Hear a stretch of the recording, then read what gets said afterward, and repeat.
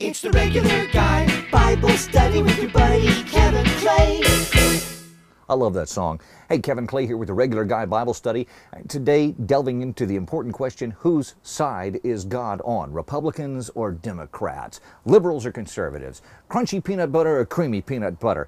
And I figured the best place to find an answer to the question, whose side is God on, is to get the appropriate tools, which would be a telephone, so we can call him. No, I'm just kidding. I don't have his number. But what I do have on here is a copy of the Bible. And thought maybe we could look into the Bible, since that's the book about God, right?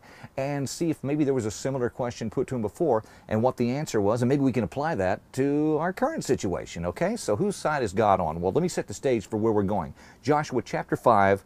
And if you want to go to verse 13, while I'm chit-chatting here, I'll set the stage. What has happened is that the Israelites, God has delivered the Israelites from bondage in Egypt. They've been wandering in the wilderness for 40 years. He's been feeding them during that time. He's been giving them water to drink, and now they are ready to come and take their inheritance and getting set for the first major battle of taking over Canaan, which is Jericho. You know, Joshua fought the battle of Jericho. Do I have to pay some kind of rights or something now that I said that? But anyway, so here we go. They're getting ready for the battle, and in Joshua 5:13 says, "Now when Joshua was near Jericho, he looked up and saw a man standing in front of him with a drawn sword in his hand." Yeah.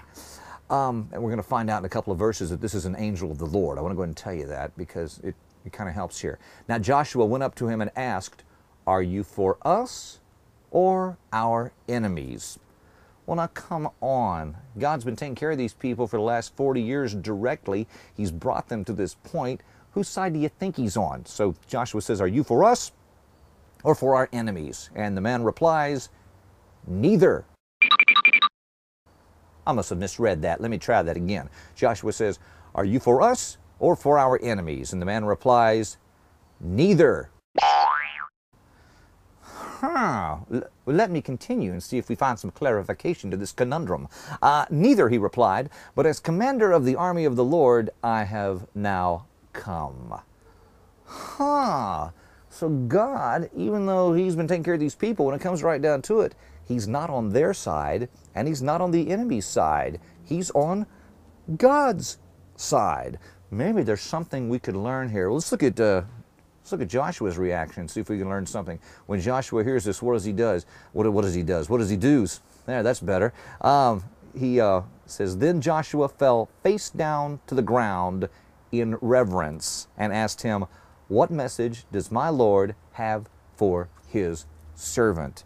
See, I think Joshua understands at this point that the question isn't, is God for us or for our enemies? The real question should be, are we for God? It's not whose side is God on, but are we on God's side? Another way you could put that. And I just got to tell you, when I'm looking online or reading letters to the editor and someone gets to going on, whether conservative or liberal, starts going on about how, well, you know what Jesus would do, or Jesus would be part of this political movement, or Jesus would be part of that party, my BSO meter starts going off. I smell it more than hear it, actually.